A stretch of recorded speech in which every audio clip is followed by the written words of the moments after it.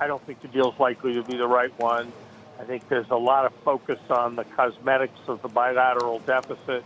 I think we're trying to, instead of trying to mobilize the world together to work to address China's many problems, we're launching trade attacks on virtually every part of the world, and therefore, in a sense, strengthening China's position.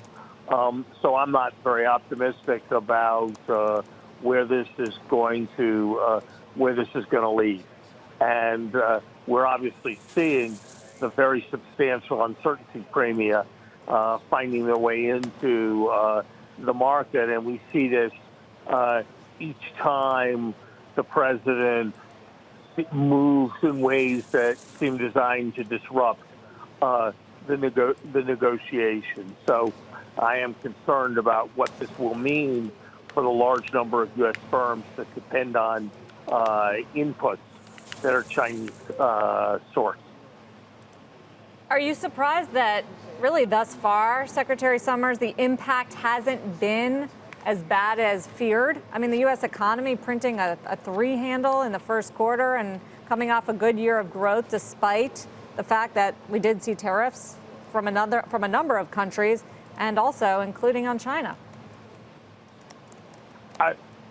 The first quarter number was stronger than I probably would have expected, but I think all the experiences that tariffs and the like are gradually corrosive to the economy rather than the kind of thing that causes a sudden slowdown.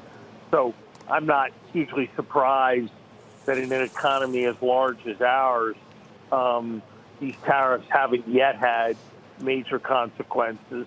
I would certainly be quite surprised if growth didn't slow through this year, given particularly the removal of fiscal stimulus that was present before, and the working through the economy of the increases in rates that the Fed engineered during 2018. So I certainly expect growth to slow from the 3-handle number of the first quarter. But Larry, former Secretary Summers, when you see the way that, say, German growth has significantly slowed down in the face of the global macro environment and the trade wars, whatever you want to put it down to, it was downgraded the outlook for growth to 0.5% today.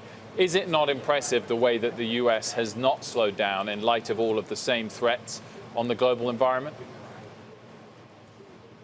It is impressive, and it's a tribute to the underlying strength of U.S. companies, a tribute to their substantial competitiveness. And yes, we put some extra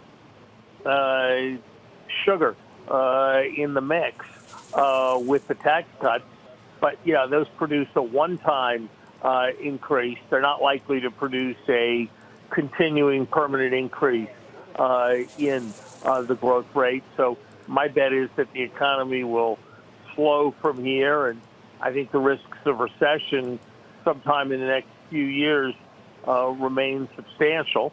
And one thing we know is that market breaks and recessions don't happen when everybody's worrying about them.